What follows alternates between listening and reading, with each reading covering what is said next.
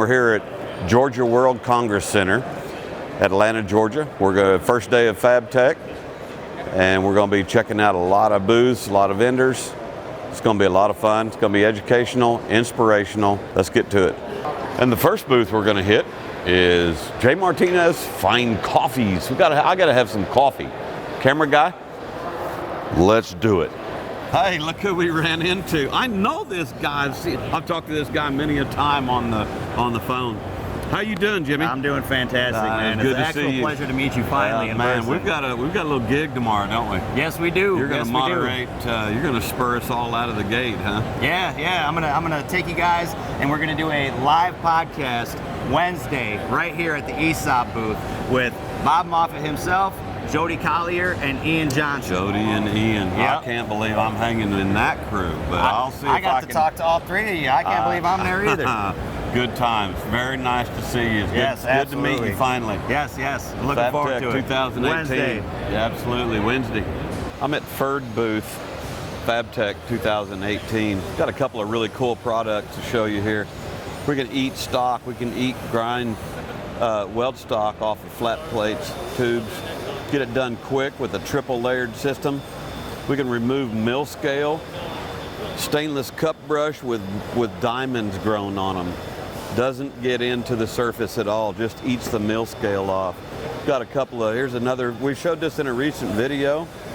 It's a double bonded sanding and pad back here that it'll eat it off and smooth it, take the scratch right back out of it. Another product over here is a rolled or curved disc. This thing is really aggressive. I saw it in action a minute ago.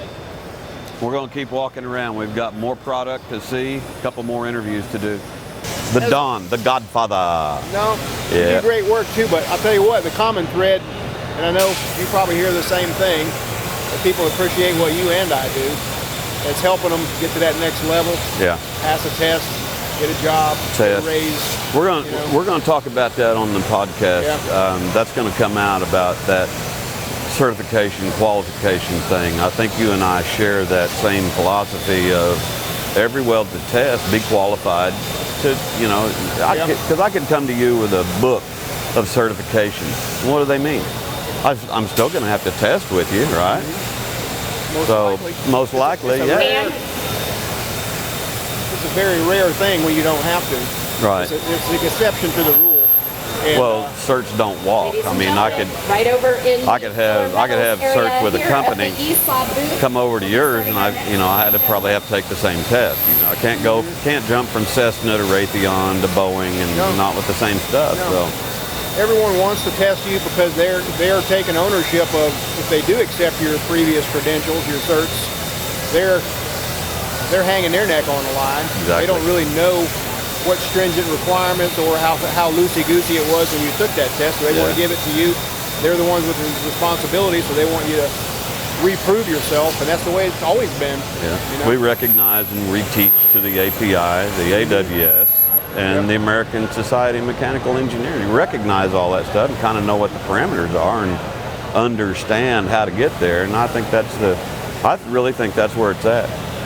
Yeah. So, again, as I told you before, it's odd and it's kind of funny because I'll walk into the classroom and I'm getting ready to discuss something of a certain concept, and you have just got through doing a video on it, and I get to use your stuff. I'm going, cool. You're reading my mail and I'm reading yours, apparently.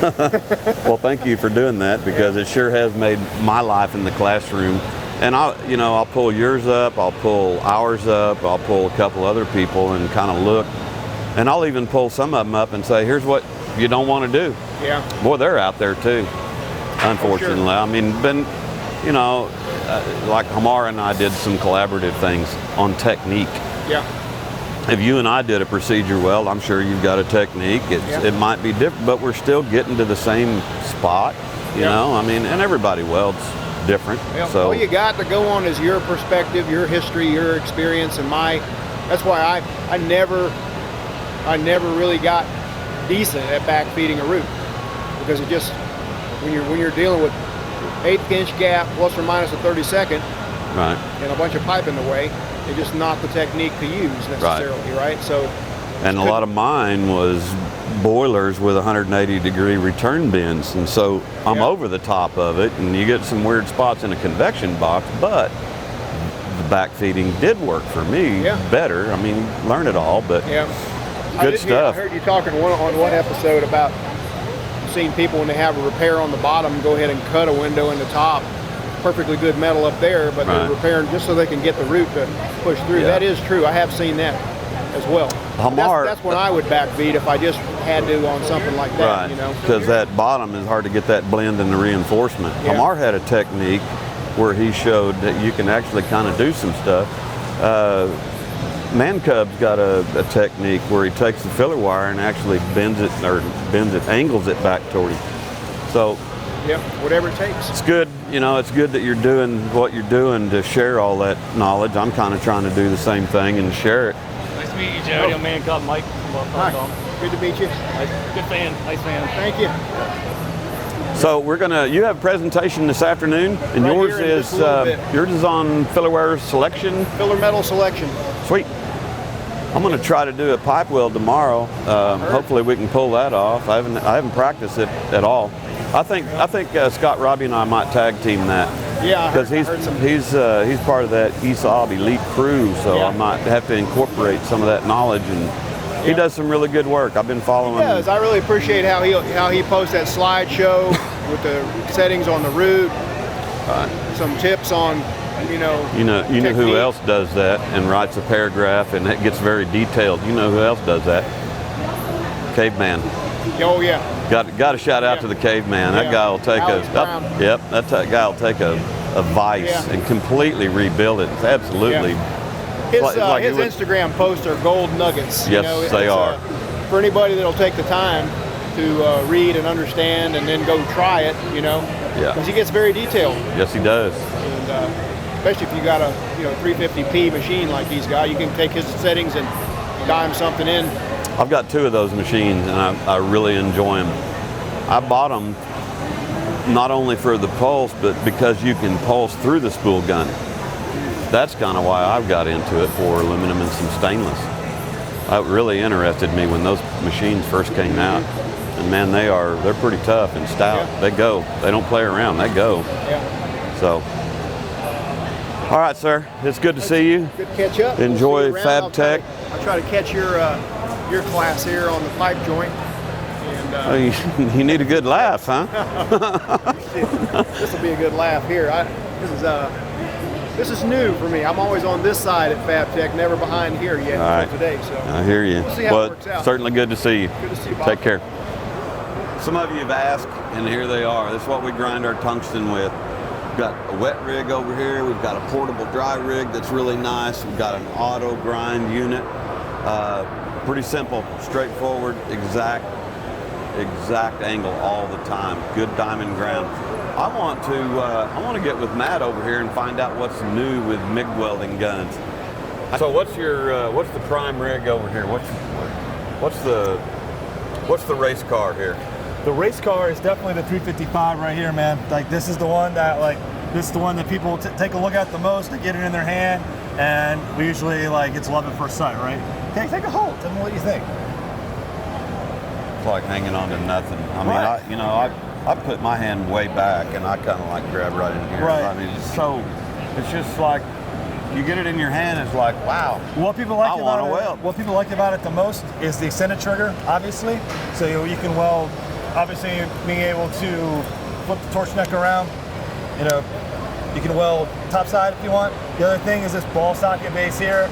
Gives you such flexibility on your wrist. So man, you really feel fresh when you're done welding for the day. That's nice. Yep. And we're going to keep walking around and explore this whole show here because there's a lot to see. We stopped by the Westchester booth. They're running a promotion. They're going to sponsor a school event and give gloves and a personalized jacket to 25 students. As an educator, I think that is really cool. It's a really cool promo, so make sure you check out Westchester Protective Gear. Hey, we're cruising Fabtech 2018. We bumped into Andrea. What's your Instagram? Hotwork 247. 247. Man, you have got some photos on there that are pretty wild. Yeah, my job is wild. Yeah, that's what I'm saying. So you're running the booth outside for some of the challenges. Mm-hmm. Which one did you do today? Today I did the duty cycle challenge. We're running a ESAB Rebel 215 IC, 3/16 jet rod at 180 amps maxed out. And It's beautiful. never even hiccup, did it? No. I get more comments of people, they're flipping out about duty cycle, and I'm going, you guys don't even, you can't work a machine that hard. No. You know, people will run a rod or whatever. I think I ran a 3/16 70-24, one of those big long tank rods that somebody gave me, and I ran it on the Renegade. I had to turn the machine down. I put it on 200 amps. Mm-hmm. It was way too, I had to turn this thing way down. It's crazy. Yeah, Blows my mind. It was a horse leg for a rod. I don't know if I'd want to weld with those all the time. Right. Well, it's certainly good to meet you. Are you working tomorrow out in the same, I will be there. doing Yes. the same thing, or are you going to rotate?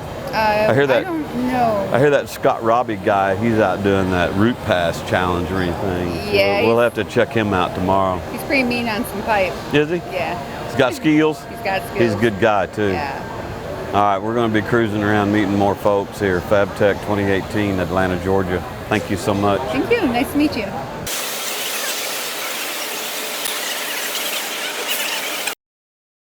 ESAB is a trip tonight, huh? Yeah. Fabtech, Atlanta, Georgia. There's nobody on the floor. It's 7:45. There's nobody in here. I know it's. What do you want to do? Let's go look for some good swag. Let's go get some swag. Let's do it. Let's go make a Snickers run. Somebody got candy or something. Snickers good. Huh? Let's do it. There's a bag right here. Air gas. That's the ticket. You better grab one. All right. Let's go find some swag somewhere.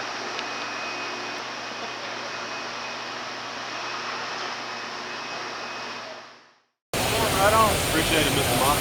Yes, absolutely. I appreciate your interest. Appreciate it. Thanks for supporting Weld.com. Sure. Thanks. Do another one. I farted. I'm kidding. Come on back here. Come on. Look at the crew that I ran into walking around. Check these guys out. I'm Nick Bizatis. Construction. I'm Joel with Overkill Racing and Chassis. Josh Welding with Brown Dog Welding, Welder Assassin on Instagram. Rush Kane. Rush is in the house. Great group of guys. Fabtech 2018. Man, Rush got the personal shout out. Huh? This has certainly been an interesting and fascinating conference for me. I can tell you, I've met some high-power people, and I ran into this young lady, and she introduced herself to me, Samantha Farr. Yes, You are the founder of Women Who Weld. correct. Can you explain this whole process? Okay, can you do that for us? I can do that. All right. So Women Who Weld is a 501c3 nonprofit organization. We're based in Detroit.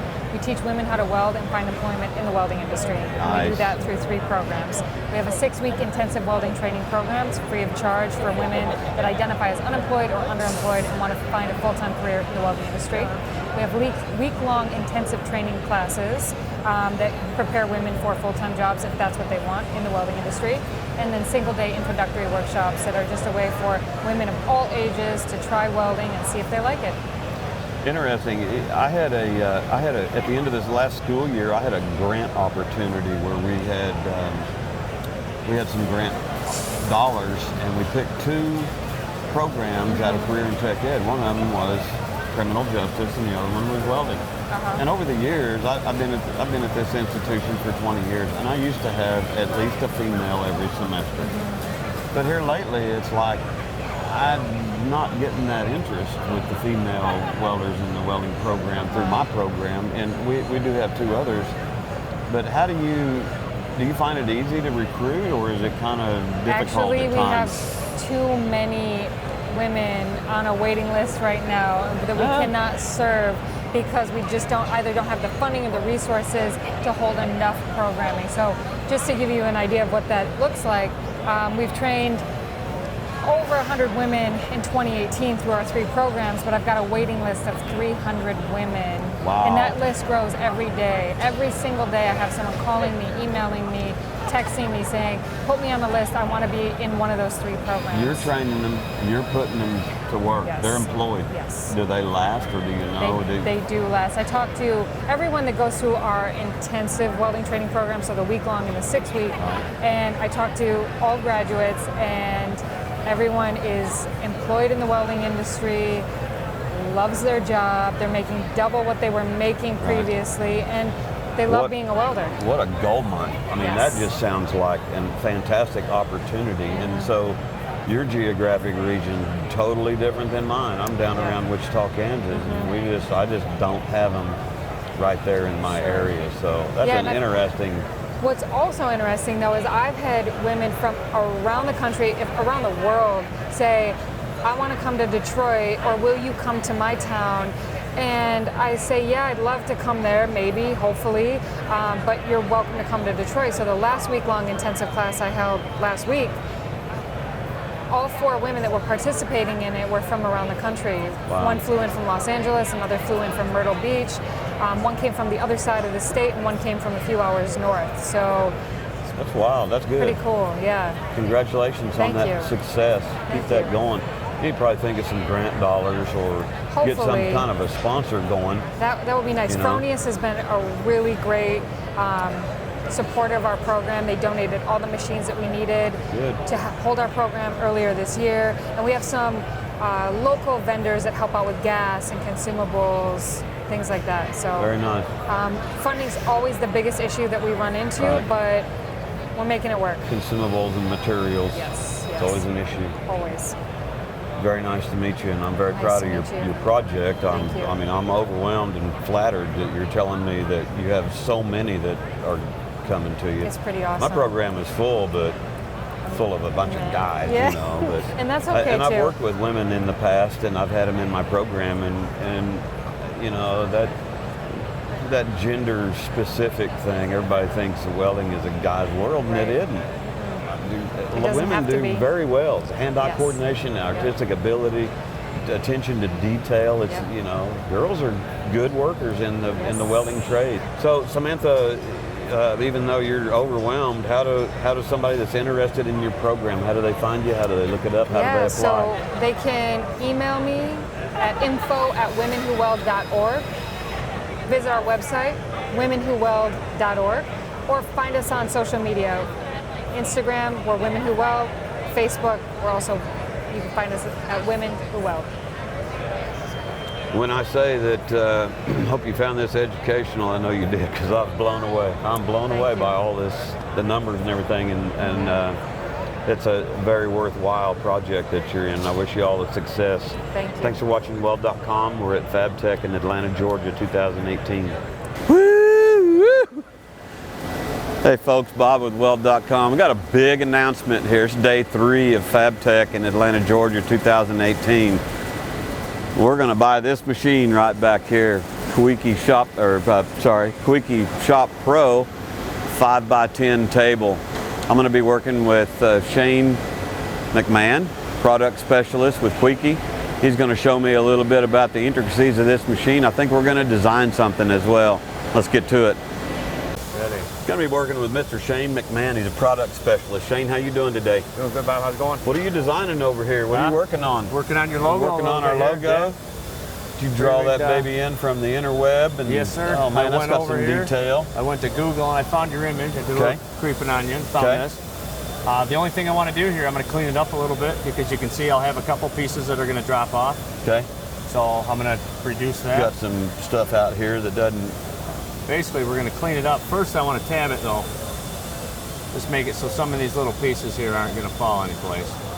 So this is a 5x10 table. Yes, sir. Okay. 5x10. What are we operating as far as plasma?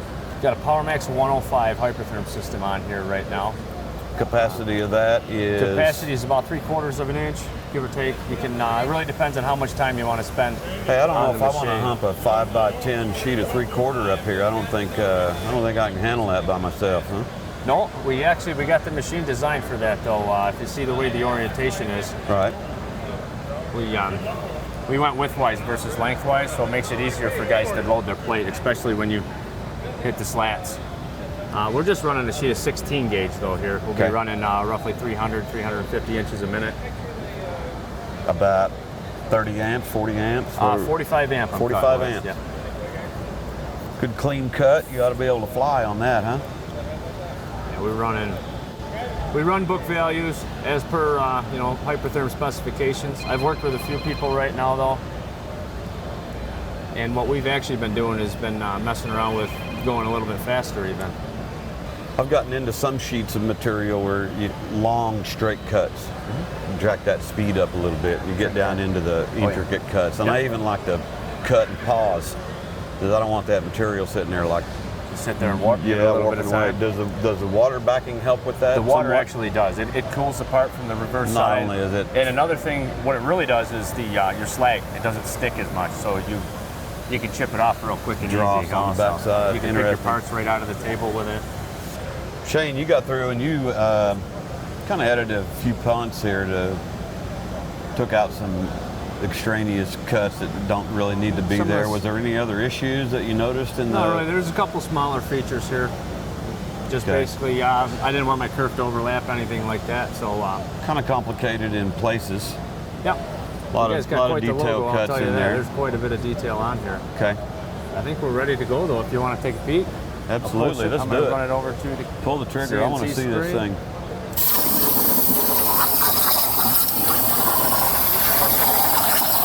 Cutting out Weld.com live right here.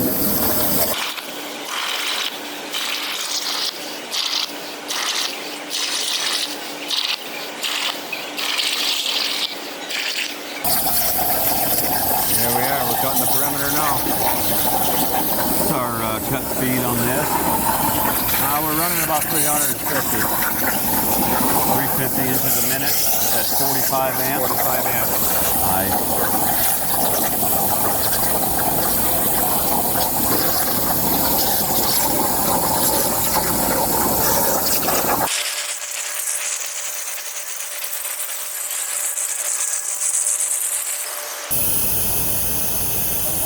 Does that not index itself up, or you can set it to do so? Yeah, I can set it to do so. I just keep it out of the way here. Yeah. You just run it up and away we go.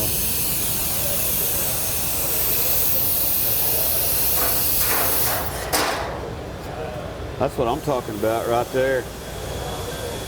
A juicy little morsel of Weld.com just got cut out live at Fabtech, Atlanta, Georgia. Very nice. Shane, I got stuff all over my hand. I'll take it. Thank you so much. Thanks for your time. That is fantastic stuff right stop there. by and see us. Really looking forward to working with you on this machine. Good deal. Same. Appreciate I'll your see you time. very soon. All right, we're going to walk around here and see what else Quicky's got for us. All right, I got to see what else we have here in the Quickie Hey, how you booth. doing? Rodney Plow, Bob yeah. Moffett. Good to meet you, sir. I'm curious. I want to look at some capabilities here. We're showing a little 5-axis bevel cutting. You know, doing some true holes, doing some weld laying props. You know, holes. Just the basic part, but the main focus here was, you know, we're beveling on pipe. This is something that's difficult, not been really shown too often. So if you take this cut here, you know, here's a bevel cut on this pipe here. Put some lettering in there, right? Nice cut. Yeah, nice fish mouth cut. On the saddle, yeah. And then what you get into is here is, you know, you can take a pipe, your 2-inch pipe, and slide it in there at a 45. This is just an XY cut hole, and this is a beveled hole, so the pipe will go down through there. You know, another fish mouth cut. Nice. You know. The other thing we're kind of showing at the show this year. Let's see, we got, here. Something different, using like an oxy fuel torch to cut holes, nice round holes in thick plates. All right? That's oxy fuel. So that's cut. all done with oxy fuel. Man, Right? the other side looked like it was done with a drill bit. All right, now here's some more. Right here's some. Them are all oxy fuel cut holes. Nice. So the difference with plasma is I'll be nice and round at the bottom. All right? Right. So, you know, with plasma, you're not totally round at the bottom, but the top. So that's oxy fuel. So if people want to put the bolt down through, they're good. You know, I can get down into things like, you know, here's 1/2-inch plate with like a little small holes in it, right? Nice and round at the bottom. Almost will be that. That's impressive. Yeah, let me show you a little demo. Here, if you want to come over here, we'll fire this thing up. You know, you can see I've been making nothing but a mess here. You know? Yeah, but it's a concentrated mess. So there she's gonna do the fish mouth. Oh, I got to turn on the collector.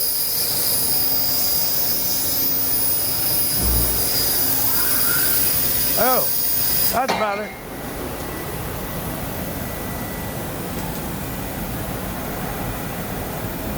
Is the pipe in-feed manual or is Yes, it is. okay. Everything's program controlled. The steady rest has got electric raise lower on it. So you slide the pipe in, you bump it up to its level, and you're ready to go.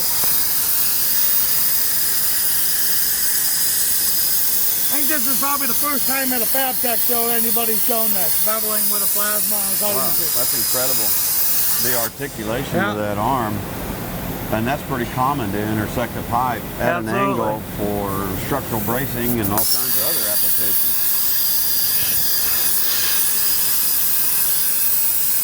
So now that hole will be beveled so the pipe can go down through it.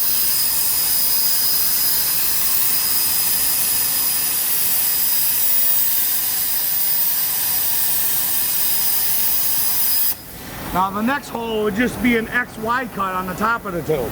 So now the pipe will not actually go down through that hole, but it'll intersect so you can weld around it.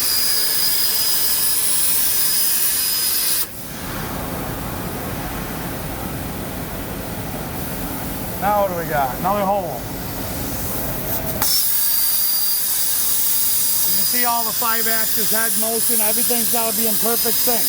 Wow. What did you say your plasma was running with? This is the Hypertherm XPR 300, which is what most people are using today. Okay.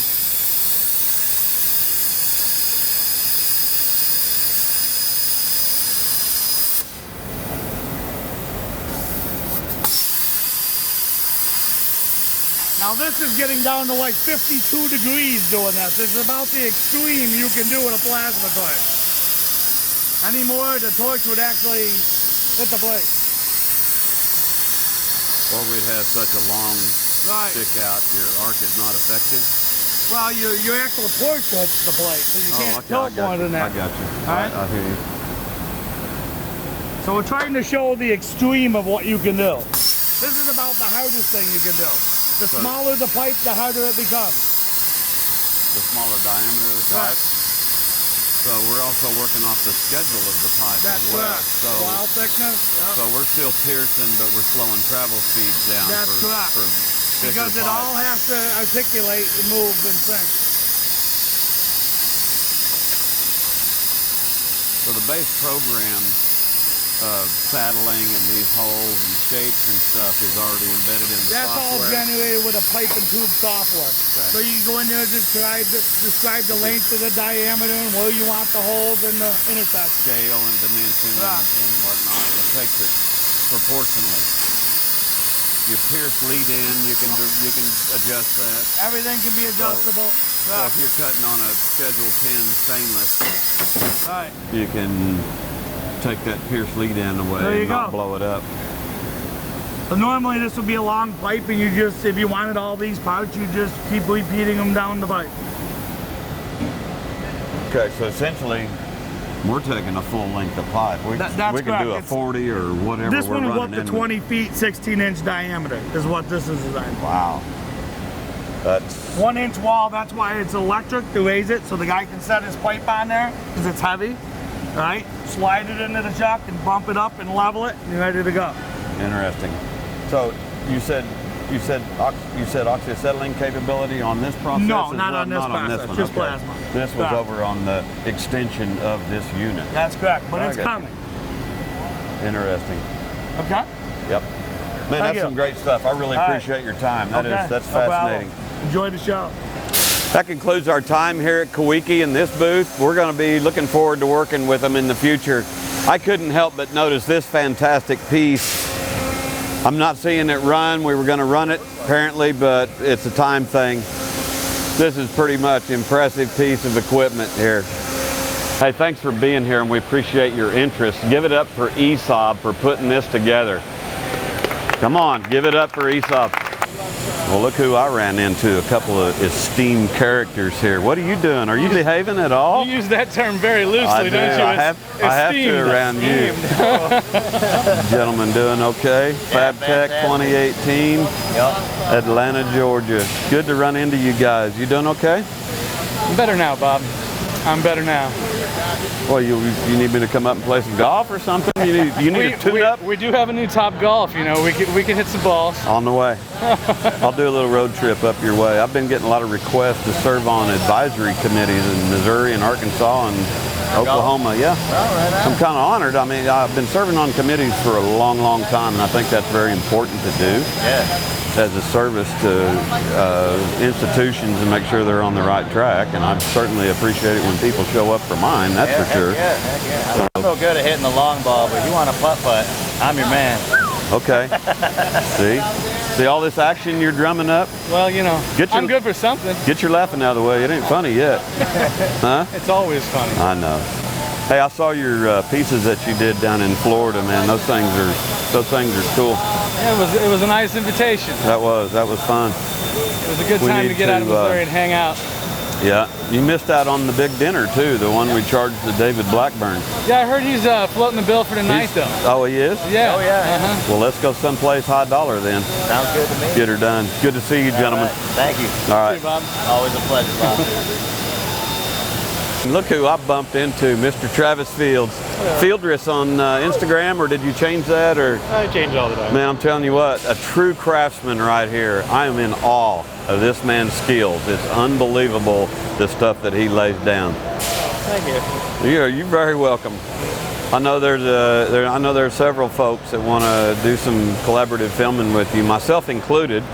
But you have some unique perspective and fit up, and you got what, 2 miles of certs? Awesome. You got a lot of cards. Now, Canadian cards, you have to retest 6 months or what? Every 2 years. Every 2 years? Yeah. Okay. Unlike the United States, on some certs they're good for. Oh, hey! Look who else we bumped into. Who's this? Yeah. Travis, man. Yeah, no doubt. Living legend right here. Okay, back a Weld at all. Hamar, are you behaving at this show? Are you having? I'm trying my best. You learning anything? I'm learning a lot. But I told you, it's all here, man. And then you get to meet cool cats like this one here. I know, unreal. I'm gonna go head out this way. Hey, well, I'm gonna take you guys, 1 or 2 of you with me, because we need to go see a booth. You're gonna be really interested in this stuff. Let's do it. Okay. Go. We got more interviews to do. Travis Fields, ladies and gentlemen. Thank you. I met you a couple summers ago when you were a wealth of knowledge, and this is before you had this display laid out, and I'm curious to know what's going on here. All right. So this company is from Spain.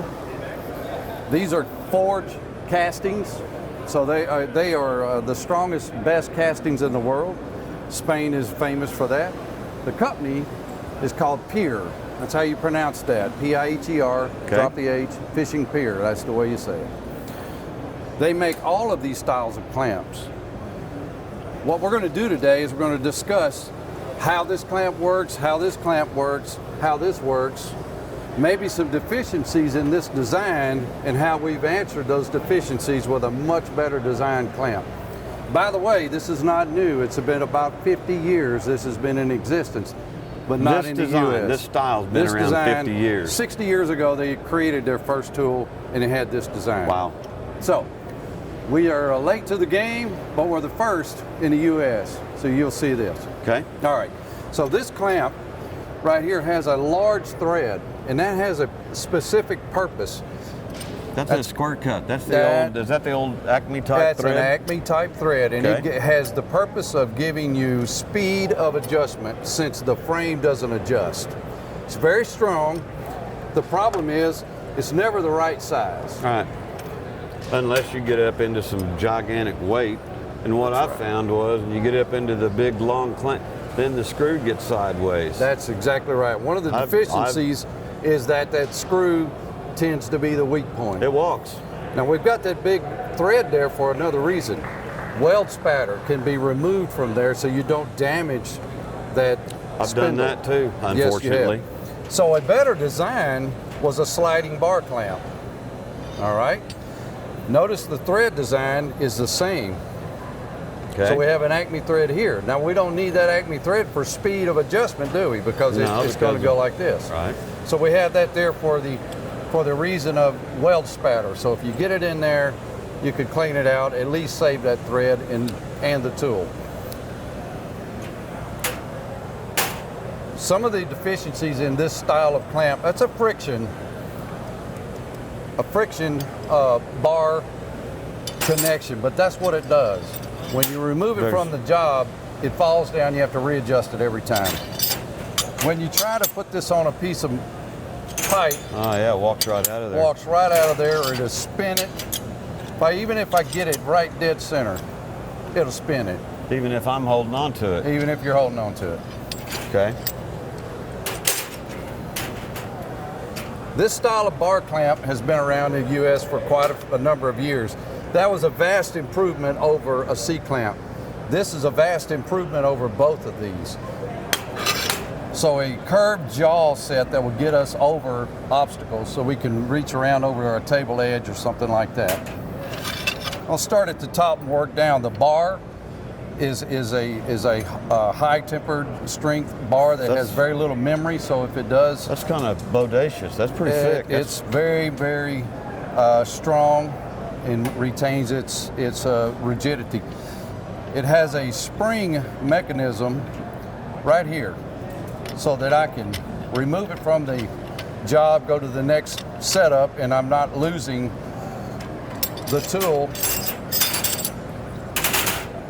I could take that off, lay it down, and it's within wherever. I just back that off. I don't have to go through the reset and all that stuff. All you have to do is back it off a little bit, it's ready to go to the next. And I can grab it anywhere. You can grab it anywhere. And it's not going to move. You're not going to be concerned about it hitting your thumb. Okay. A positive stop, non-slip brake. That is a hardened steel tooth that bites into this bar so that once it is applied under pressure, there's zero chance of losing strength. You can hammer on the part you're working on, no vibration will affect it. It will maintain that strength over as long as you want it to be there. Nice. Okay? No threads are exposed on this tool. All the threads are internal. We talked about how that's an Acme thread. Uh-huh. One of the deficiencies of an Acme thread is you cannot get torque. They're just one-on-one, that's right, whatever it is through the thread. That's exactly right. It depends on how big your cheater bar is that you just put back here, huh? That's correct. All right. And then we do put cheater bars on them. So what's happening inside this mechanism right here is we're going to have a dual thread system, a right hand to a left hand. The left hand thread advances the piston, which is captured with a slot, so that it doesn't rotate. The right hand thread advances the entire assembly. So I have a dual action in force, plus I have a machine thread. So now I have like a gear puller. I've got those PSIs that I'm looking for. Okay. Let me show you the advantage of a piston system. So you saw me try to do a round object in this machine here. Right. So we have a crosshatch here that helps us to find that center. It's not really there to hold that part. It's just to help it be on the center. So I was able to tighten down on that. It didn't walk around. No, it didn't walk around. And it won't walk around. Now let me show you one other thing that we can do.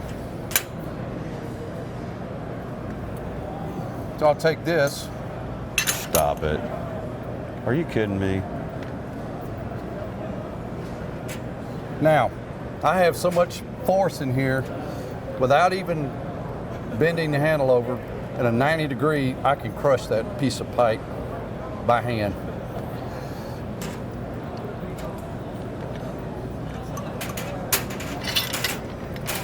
I'd like you to think about this in terms of a hydraulic ram. This is a 5,000 pound clamp that has a piston system that advances just like a hydraulic ram. Wow. So it's a 2.5 ton hydraulic ram without the dander of hydraulics. Hydraulic. Every rotation you turn that, this thing's like taking a nice walk. That's correct. Wow. So let me demonstrate to you the difference that we achieve with all these advantages over this big thread, over this sliding assembly here. Okay. So this machine here has a load cell inside of it, okay, and it's going to display in kilograms. We'll double that. So we're about roughly 120 keys now, yeah, or and I'm going to 120 back that pounds. off to 100 pounds or 50 kilos.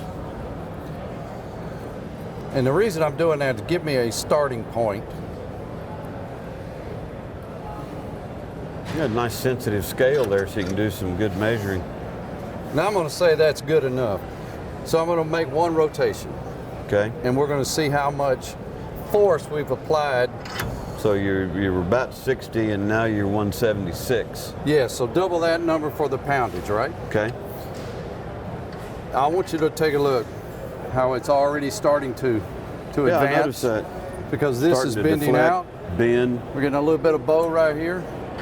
Now go ahead and get an additional turn on there, because that's what we're going to do Wow. in the real world.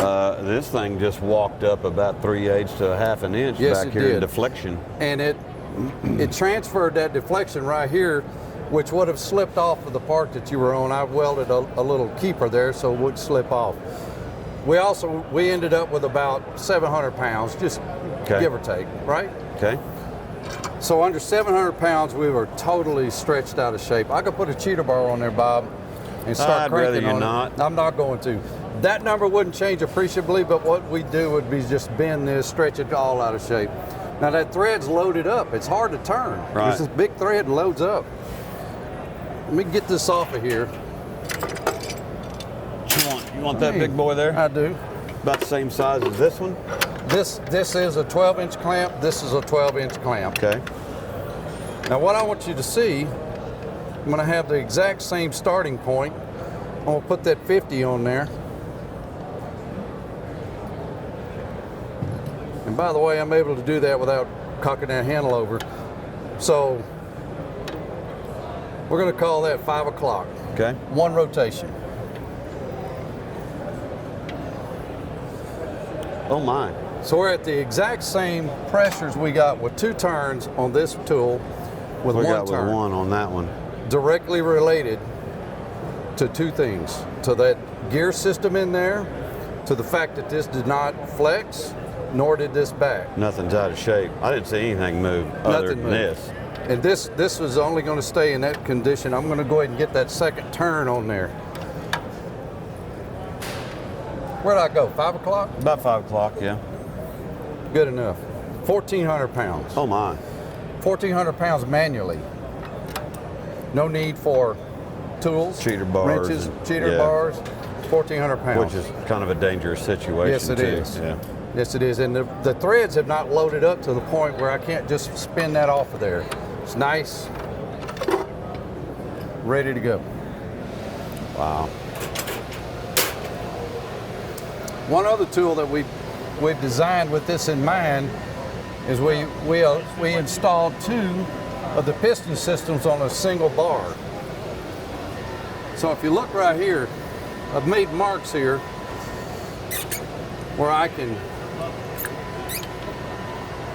Oh, spread man. that back to square, All right. or I could take these off, turn them around, and push it back to square. Hey, that's not the tabs up here in the weak part. That's down here in Yes, the thick, I'm in heavy the part. heavy part of the steel there. Okay. Don, why don't you just shut up now and take all my money? Thank Gee you very whiz, much. Wow, that is some cool stuff. There was enough in here for. So, you know, when I grew up in the day, it was all this. I didn't know these had been around for a while. When I first saw these, it was like the woodworking type stuff. But I know a lot of people use these in metalworking, and I've seen them load them up.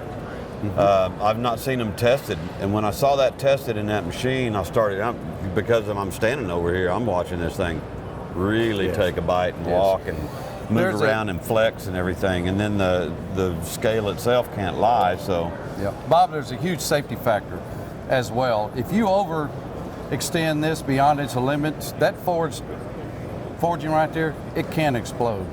They have been known to break, and shrapnel goes. Yeah. This is not going to do that. I don't see that happening. Yeah. So this is cast. It is. And by geometry, we're getting shape. I'm glancing at this when you first started explaining that. These are reversible. Yes. And we can pull as well. We can move stuff around. That's correct. These bars are standard stock items up to 10 foot long. And all these clamps, up to 10 foot long.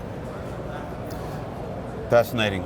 Fascinating. That's a fascinating product for an end user like myself. I do a lot of project stuff, and man, there's times you're getting parts everywhere and you're trying to square up and you got every clamp in the tool bag out on the floor or on the table or something, and yeah, I can see some real advantage on the lock system, the mechanical advantage, the geometry.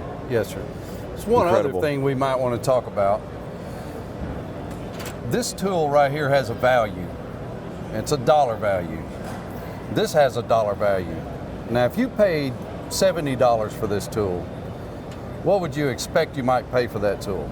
By looking at it, by design, thickness of material, the geometry of the castings and everything. Would you expect to pay more? Heavier? Yeah, automatically. You think, I'm going to think, not knowing, I'm going to say that's probably 30%, 40% more. Yeah, well, that'd be great. I'll take that money again. I bet you will. What's the reality? They're actually the same price. Are they really? Yes, you're going to get all this advantage here without paying a premium.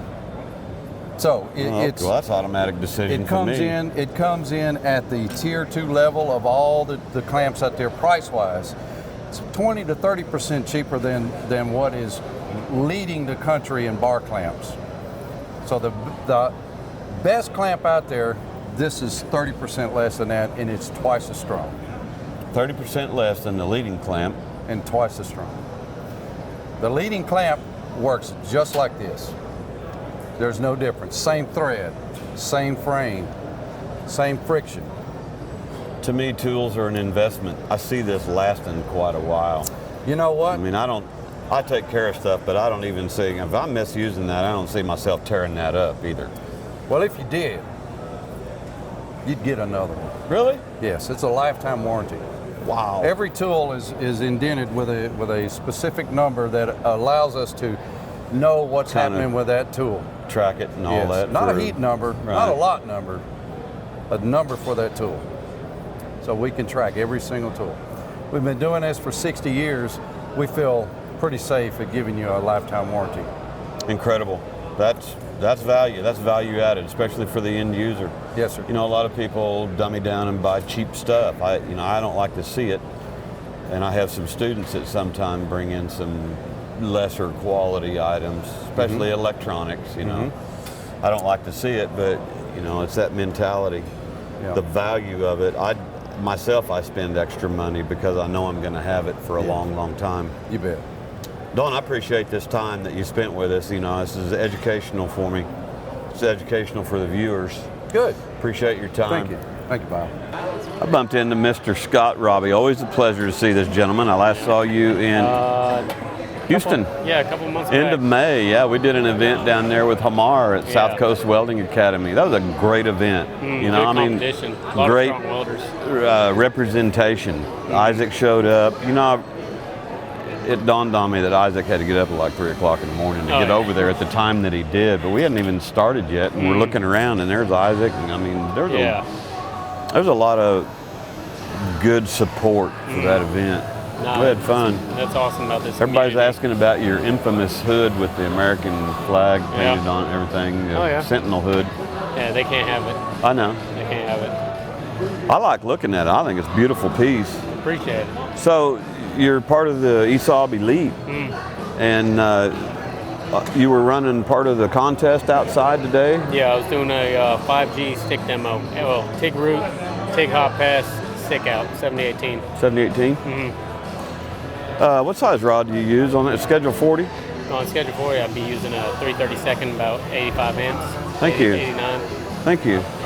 That's about what I do myself. I always get these comments from folks that, you run a 332 7018, and they'll comment Oh, you have to be running that at 92 amps or 83 or something. I'm going, really? I didn't know that. No, biggest way to figure out if you're at the right amps is if you're welding and you get 3 inches down, if that rod is blood red and it's kind of bending on you, you're way too hot. Yeah. If you got a dull glow, perfect. If it has no glow at all, you turn them up. Yeah. It also, to me, it depends on how saturated is that weld area. If you've got small demo pieces, and you're doing a TIG root and a TIG fill, and then it's already saturated with heat. Gee whiz, I can turn it down and still make the, I don't know. Anyway, get some misconceptions about that. But, you learn anything today? Yeah, a lot of competition here. A lot of competition. I took a picture earlier. You were hanging onto the stand to keep it steady, I guess, and the guy was walking away, but it looked, I'm thinking he put that root in, or did you? I put in one side, he put in the other. Well, I don't know what side it was, but it looked pretty slick, so. Probably his. It really? Yeah, probably. I'm supposed to do one of those tomorrow. I'm a little nervous. I haven't. That's why I was You know what? Why don't you teach me how tomorrow? Yeah, you want to do that? Set something up. Cool. I get to learn something. Always do anyway. Hey, we're going to be cruising around meeting some other folks here at Fabtech 2018. Scott Robbie, ladies and gentlemen. Hey, we're still walking the show here at Fabtech in Atlanta, Georgia, 2018. And what drew my attention over here was the tab and slot table. Okay, and I ran into this armor tool. The tab and slot table, I've been around them for quite a while now. I see a series of products over here. First thing I grabbed was, the post designs. We'll slip down in any of the posts in here, but we've got tall post, short post, and a lot of different configurations. And then the other thing I was looking at, I see that this clamp kind of looks familiar on some stuff that I had back in the old days. And it's sure enough, it is an auto lock type system. So you set the pressure one time, and it doesn't matter how thick a material that you're locking it on, it always sets to the same pressure. So I went from the 1/4 inch to the 1/2 inch to a couple of stacked pieces, and I'm always getting the same lock pressure. And I'm thinking that's kind of cool. I have some of this old time stuff, but this looks way better in design. And then we've got like the third hand. I'm sure you can redesign and reconfigure some of these to get intricate parts fit, tacked, welded. We've got push down clamps, various configurations to fit the Certiflat table. Hold down and push clamps here as well. I'm sure that we can change out any of these heads here, but for push, auto lock, all this stuff is auto lock. Set the pressure one time and it's the same thing no matter if you're sliding a different part in here or had to stack something else in there. I got to looking at these guys right here. This is a traditional set of lineman's pliers. For all my electrician buddies or anybody working on machines and putting stuff together, we all know sometimes we get into cutting some heavy material, heavy multiple wire, and you got to put some big pressure on that to get that cut. Check this out. That's a mechanical advantage. Gentleman told me that was 40% more mechanical advantage when you're making a single cut. I bet I might be able to cut that one-handed if I can get it opened up far enough. Kind of weak today. That's one-handed cut through 4 wires. That's pretty heavy, solid gauge wire. So that's a cool tool right there. I'm sure these come in, let's see here. Oh yeah.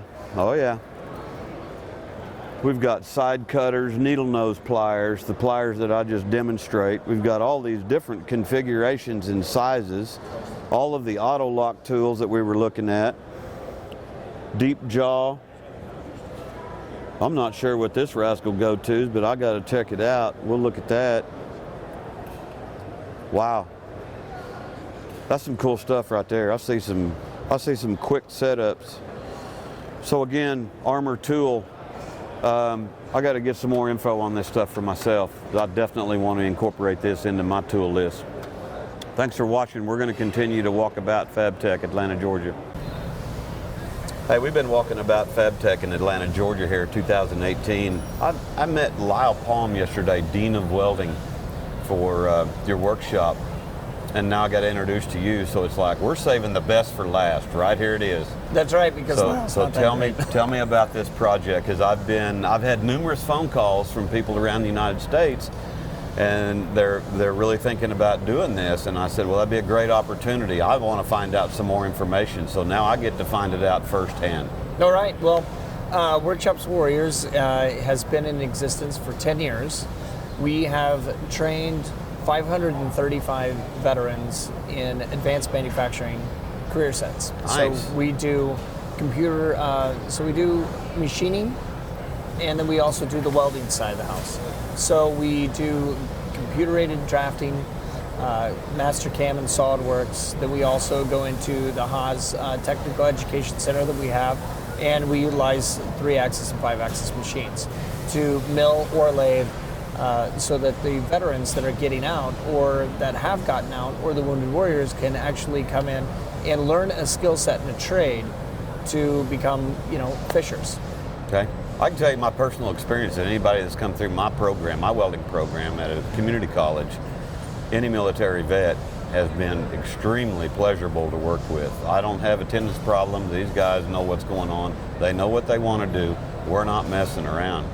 How many locations do you have for this project? We only have one for right now, and that's San Diego. San Diego? Because 17,000 veterans get out of San Diego alone in San Diego. So we have MCIS Miramar, we have Camp Pendleton, we have 32nd Street Naval Base, we have the Coast Guard base right there. Nice. So we have 17,000 guys and gals that get out, and that's exactly where we're building our big, huge facility. Great. You mentioned machining and 5-axis and CNC and everything. Is this a pretty good sized facility? Right now we are operating in we're in a tight facility right now because we're in the middle of our capital expansion. We're trying to build out to roughly maybe 90 to 100,000 square foot facility in San Diego. We own 18 properties, which is about a half a city block in San Diego. And now we're building that up to go from 120 students to 900 students. Oh my, wow. And there's no shortage of guys and gals that want to come through the program. Nice. What kind of technical, I want to get into my field, my expertise here, what kind of welding are we tackling here? What are we getting into? Okay, so for welding, it's 16 weeks, right? So it's 630 hours of welding that the gentlemen and ladies have to go through. So it's every single day from 08 till 1600, every day of welding. So they're doing MIG, they're doing stick, they're doing flux core, they're doing spray transfer, they're doing, all of the processes that they need to become a basic welder. Once they take that, then they can come back for an additional 16 weeks and do more specialized welding. So we're basically training them in a short time frame and getting them out there to the door, because people need, qualified people. Like you said, you like training vets because they always show up on time. Yep. They're always there, and they know what mission accomplishment is. Well, everybody in the industry is hurting for skilled labor, and people don't actually show up. Well, what better person to have? It's got to be an HR's person nightmare. The turnover these days because of attendance alone. We talked about it yesterday on a podcast. So we're doing all these processes. Are there any particular actual certifications? Are we testing at the end of the program, or does industry test them as they come into and go to work? So we do third-party nationally recognized credentials. Okay. So for welding, our guys get their AWS certifications in the welding program. For NC3 credentials from Starrett, from Snap-on, from the National Institute of Metalworking Skills, they get their NIMS credentials. They also get their DS SolidWorks credentials and their Mastercam credentials in how to do the computer-aided manufacturing, the computer-aided design. One more question. Is there an inspection component anywhere along the line? Is there like an NDT, or if somebody wants to kind of branch out and specialize into an inspection type Like service? the Is Q&A side is of the there house. something in your program that offers, or? Well, that's a good question asked, because yes, we are trying to get our Q&A side of the house, so our CMM and our inspect testing and things of that nature, to X-ray test for the welds and things of that nature. So we want to get that, and that's a part of this capital expansion that we're doing. So just to give you a picture, right? So we have about $7 million worth of equipment on site. Mm-hmm. We are trying to build to a $50 million facility. That's $50 million that we have to do. Well, we're a school, and our throughput will go from that 120 to 900. And then after San Diego is built, then we're going to Norfolk, Virginia, because there's 14,000 guys coming out of there. We're going to do the exact same thing. We're just replicating that across the country. And it's companies that, like Amada, that have stepped up and said, hey, here's a laser for you to utilize and teach the veterans on. Oh, and every 4 years, we're going to redo this, right? Give you a new one. Haas has done the same thing. So we have all these different companies that have donated a lot of equipment. Now it's time for those to step up and say, okay, we know what you do, we love what you do, and we're going to step up and build this facility because we need it from the industry standpoint. Sure. We have to have this.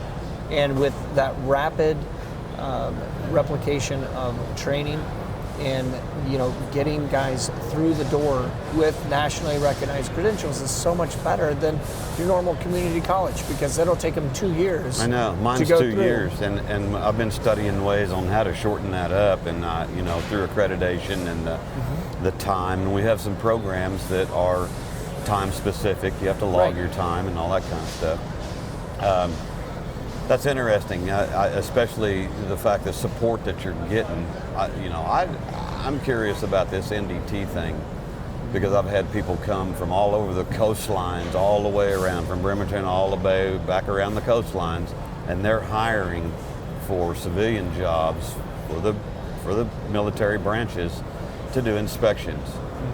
And they come in and try to gobble our people up for inspection. And we have an online program as well, so maybe we could get something going in that respect. I think we fantastic project. Again, I've had numerous phone calls from around the United States of people asking, and now I get to learn firsthand. So this is a great opportunity for me.